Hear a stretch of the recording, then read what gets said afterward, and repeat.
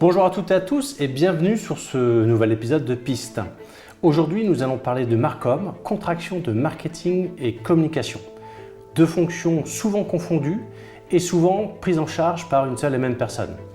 Pour en parler, nous accueillons Maxime Jacob, heureux directeur marketing et communication du groupe HSW.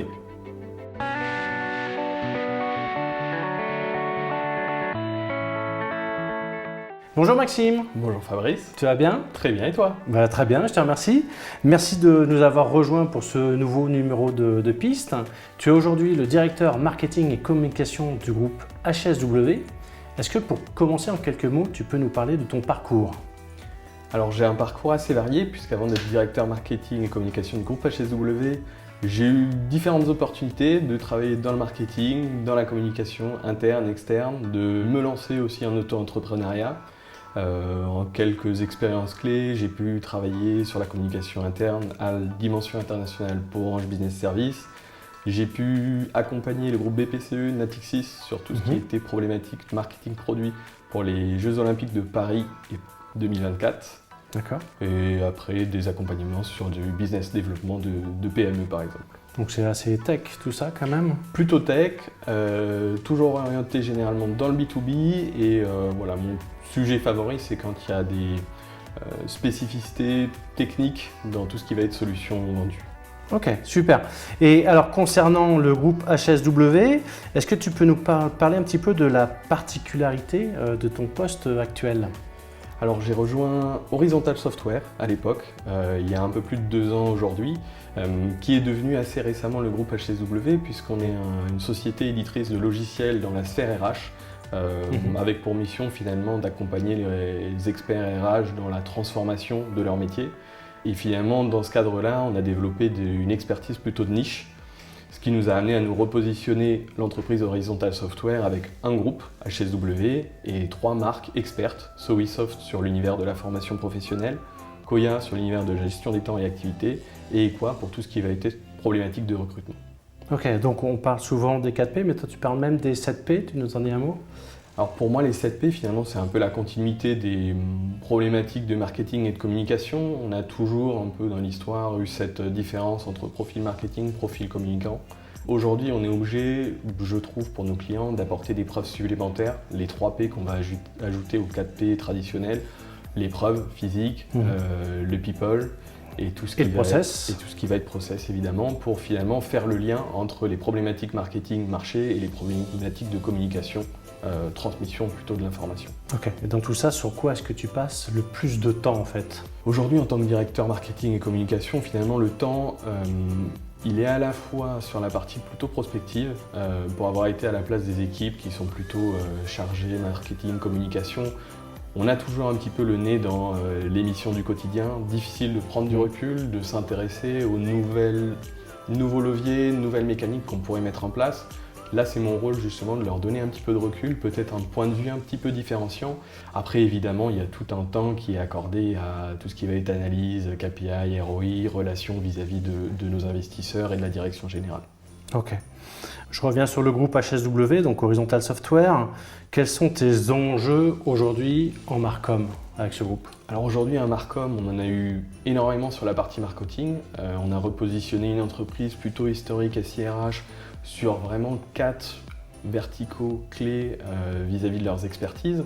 Donc la partie positionnement, étude de marché, étude de nos cibles, celle-là elle a été faite en amont. Aujourd'hui on est plutôt sur des problématiques de communication et là pour le coup il y a 2 sujets qui sont intrinsèques. Il y a tout ce qui va être communication interne, communication externe. En interne c'est un changement qui est lourd pour tous les collaborateurs, il faut les accompagner, il faut leur faire prendre conscience de cette nouvelle culture, de voir comment ils peuvent se l'approprier aussi. Et après finalement sur tout ce qui va être communication externe, là aussi on va avoir des clients qui nous ont toujours connus historiquement sous ce nom Horizontal Software. Il faut leur faire comprendre qu'on est dans une démarche qui s'inscrit avec eux, puisque les nouvelles marques c'est dans une dynamique plutôt collaborative et on a besoin d'eux pour réussir ce pari. Et alors dans ces chantiers-là, selon toi ou selon les plans que vous avez mis en place, ça prend combien de temps ces plannings de communication interne et externe? Vous avez estimé ou vous attendez des résultats? Alors on a lancé les chantiers vraiment de repositionnement dès 2022. Ça a mûri petit à petit, mais c'est vraiment rentré en vigueur avec les nouvelles marques qui ont été lancées à peu près en avril 2024. Donc un an à participer nos clients pour en savoir plus. Sur la partie communication, forcément, il y a différents temps. On sait très bien que d'un point de vue business, il faut qu'on ait des retours sur investissement qui soient plutôt rapides. Donc on est allé chercher des quick wins pour justement avoir un retour immédiat. Après, un marketing et en communication, on est quand même sur un ton qui va être à minimum moyen, plutôt long. On est sur des problématiques de SEO. Celle-ci, on sait qu'en deçà de 6 mois, c'est difficile d'avoir vraiment la visibilité sur là où on en est. Donc je pense que d'ici fin d'année, fin 2024, on en saura plus. On verra s'il faut faire des ajustements. Et je pense que courant de l'année 2025, on verra vraiment les premiers retours. J'enchaîne, vous avez choisi la vidéo comme support pour véhiculer certains de ces enjeux. Pour quel domaine et pour quelles raisons? La vidéo, alors c'est un moyen qui coûte un peu, mais sur lequel finalement on peut aussi aller rassurer de la direction générale parce qu'on va avoir derrière des indicateurs. On va pouvoir facilement voir en termes de vues ce qu'il en est, on va pouvoir voir en termes de diffusion ce qu'il en est. On sait en plus que c'est quand même un média qui est plutôt plébiscité par les plateformes, que ce soit réseaux sociaux ou moteurs de recherche. Donc il y a vraiment finalement une notion un peu stratégique d'aller dessus et finalement derrière sur la vidéo c'est quand même un média qui est plutôt fort. C'est difficile d'y mentir. Quand on parlait tout à l'heure des 7P, il y a une notion de preuve. Là, quand on est face à une caméra et qu'on doit s'exprimer et faire passer un message, il y a moins de place quand même pour les éléments qui peuvent être un petit peu plus souples. Derrière la vidéo, Lacan disait il n'y a pas de non-communication. Finalement, sur la vidéo, on part sur un script, mais on va un petit peu plus loin que ça toujours et on transmet certainement plus l'image de marque, ce qui peut être intéressant et notamment dans notre cas. Et ça te permet aussi de valoriser tes clients. Ça valorise les clients, alors ça c'est plutôt notre vision finalement de l'utilisation de la vidéo. Nous on vend des solutions logicielles, alors effectivement on a des équipes de R&D qui travaillent et elles font un super travail. Pour autant, c'est qu'un outil qui est à destination des RH, si eux ne se l'approprient pas, si eux ne voient pas finalement comment ça peut les aider dans la transformation de leur métier, ça vaut pas le coup. Donc finalement, mettre en valeur ce que certains experts RH ou équipes RH ont réussi à mettre en place, là on crée vraiment de la valeur et puis finalement on arrive à évangéliser un petit peu le marché. Est-ce que tu aurais un exemple d'application de la vidéo que tu as trouvé particulièrement efficace en marketing et un autre peut-être en communication interne? Oui, alors il pourrait y en avoir vraiment plusieurs. Pour le coup, ceux qui me marquent et qui m'ont marqué et qu'on a pu faire, alors pas forcément chez HSW, mais par ailleurs dans ma carrière, c'était par exemple un business case sur l'aéroport de Nice-Côte d'Azur, donc le 3e plus gros aéroport de France, qui avait une problématique dans leurs équipes data de parcours finalement client au sein de l'aéroport et comment est-ce qu'on pouvait apporter plus peut-être d'innovation et d'expérience dans le cadre de l'aéroport. Ça a été une interview extrêmement enrichissante parce qu'en tant que passager qui naviguons dans les différents aéroports du monde, c'est pas un sujet sur lequel on s'attend à travailler ou on imagine que derrière des gens y travaillent. Donc c'était assez fort et ça a mis en valeur les équipes data et relations clients de l'aéroport. Donc pour le coup un vrai succès.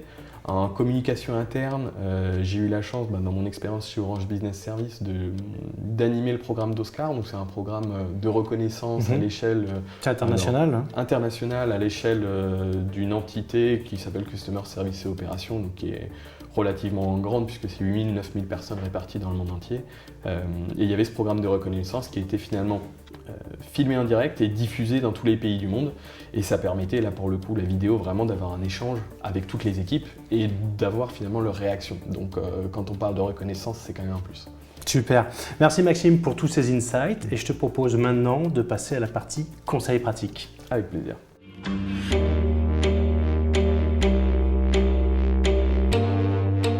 Donc Maxime, alors en pratique, quels conseils tu donnerais aux entreprises, et en particulier à tes homologues marketeurs et communicants qui veulent produire une vidéo? Alors finalement, le tout premier conseil que je pourrais leur donner et auquel je viens de penser, je ne l'avais pas au départ, c'est déjà de se préparer aux freins qu'on va rencontrer en interne. La vidéo finalement c'est un peu comme le marketing, tout le monde peut en faire évidemment. Finalement il y a une raison pour laquelle derrière c'est bien aussi de passer par des professionnels. Souvent c'est le premier frein qu'on rencontre et c'est bien de s'y préparer parce que derrière la différence de qualité, elle va vraiment être sensible. Derrière les autres conseils que je pourrais donner mais qui sont finalement assez logiques, c'est de se dire pourquoi je dois faire une vidéo, pas autre chose. L'objectif, Quel est l'objectif? Qu'est-ce que je pourrais y faire? Finalement, quel doit être le message derrière? Et ensuite de penser, une vidéo, ça se fait pas simplement derrière un ordinateur. Il faut qu'il y ait des personnes qui veuillent bien parler. Il faut identifier ces gens-là. Il faut les identifier, il faut s'assurer qu'ils soient à l'aise devant une caméra. Il faut être là pour les accompagner et pas hésiter à finalement leur donner des conseils, les bonnes pratiques, peut-être identifier avec eux les tics de langage qu'ils pourraient avoir. Et dans le meilleur des cas, vraiment le meilleur des cas, c'est leur apporter peut-être un média training. Une fois que la décision est prise, quels sont les éléments les plus importants à prendre en compte et à transmettre à l'agence, qu'elle soit interne ou externe, qui va aller produire cette vidéo? On va être dans la même équipe avec cette agence. Comme dans toutes les situations, on va être obligé de se mettre au diapason et d'identifier le pourquoi et pourquoi on fait leur vidéo et pas mentir finalement à l'agence sur la finalité du message, la finalité de cette vidéo. Si tout le monde en est conscient, on aura finalement un média qui sera de meilleure qualité et qu'on pourra réutiliser aussi simplement. Ok. Il y a des contraintes fortes aussi et peut-être plus légères. On parlait de budget, de délai, souvent les délais qui peuvent être un petit peu tendus. Alors le délai, et surtout quand on est sur une première vidéo, ça va demander finalement plus de temps à une équipe marketing parce qu'on est moins à l'aise sur la création d'un script, moins à l'aise sur le cadre de ce qui doit se passer, sur les bonnes pratiques à mettre en place. Donc il faut bien identifier les délais, bien identifier aussi son budget. C'est vrai qu'un petit peu comme tous les sujets marketing, on peut souvent le sous-évaluer. Voilà, il ne faut pas hésiter à peut-être le revoir en fonction de ses attentes. Mais nous, on détecte très rapidement en agence, et attention, si on fait ci, il y a une conséquence là. Donc c'est vrai que c'est une discussion, je te rejoins totalement dans la notion de préparation et d'échange. On est dans la même équipe, c'est vrai qu'il y a au final une obligation de résultat, c'est sortir une vidéo, un film, quel qu'il soit, il y en a plein, et surtout qu'il soit bien, parce que c'est un investissement, quoi. On parlait de charte aussi quand même, il y a une charte graphique à toujours respecter. Oui, après tous les éléments qu'on va pouvoir transmettre à l'agence et qui vont lui simplifier le travail, l'opening, l'ending, tout ce qui va être animation en cours de vidéo, les titres, voilà, il y a de nombreux détails finalement, si on peut les donner en amont, ça va être un vrai plus, ne serait-ce que pour les grandes entreprises, les accès. Pour les prestataires, voilà, il y a une foule de détails et ceux-là, souvent ils sont bien identifiés par l'agence, mais il faut les préparer. Oui, parce que souvent, il y a un côté logistique qui peut être plus ou moins important et des fois, on peut perdre beaucoup de temps sur une journée de tournage. Ensuite, quels conseils tu transmettrais aux agences, comme nous, pour mieux répondre à vos attentes, à vous en tant que client? Alors les conseils, là aussi, on pourrait en avoir beaucoup. On parlait de sensibiliser, par exemple, aux problématiques. Voilà, par expérience, j'aurais mis en avant le côté sensibilisation des problématiques. La vidéo, quelque part, c'est une forme d'événementiel, dans le sens où tout ne va pas se dérouler comme prévu. Le script, aussi beau soit-il, il ne va pas être toujours respecté. Derrière, voilà, il faut, en tant que marketing communication, être vigilant au message qui va être transmis. Mais voilà, pas hésiter à ce que l'agence sensibilise dès le début à cette réalité-là pour pas que derrière il y ait un effet déceptif. Tu parlais aussi un petit peu plus tôt d'être force de proposition. Oui, forcément, en tant qu'expert et d'agence vidéo qui a l'habitude de faire des captations, qui regarde ce qui se fait sur le marché, il y a cette sensibilité à l'image, à l'argumentation, au cadre, à la forme que peut prendre la vidéo. Forcément, dans les équipes marketing et communication, on a une certaine attente. On a peut-être vu une vidéo qui nous a bien plu et on aimerait ressembler à ça. Pour autant, je pense que l'agence, elle doit justement avoir ce rôle d'expert et de dire attention, en fonction du message et de votre objectif, je vous orienterai ou je vous recommanderai plutôt cette forme-là parce qu'elle s'y prêtera mieux. Sachant qu'avec le temps, et nous on le voit de plus en plus en tant qu'agence, les communicants sont aussi obligés d'avoir un œil spécifique, surtout quand il y a un investissement de budget. Donc toi, avec le temps, j'imagine que... À force de faire des vidéos, effectivement, on aiguise peut-être son œil, on fait plus attention à certaines choses, à des détails. C'est un vrai plus et c'est pour ça que finalement la vidéo, un petit peu comme dans le sport, plus on le fait, plus on le pratique, meilleur on devient.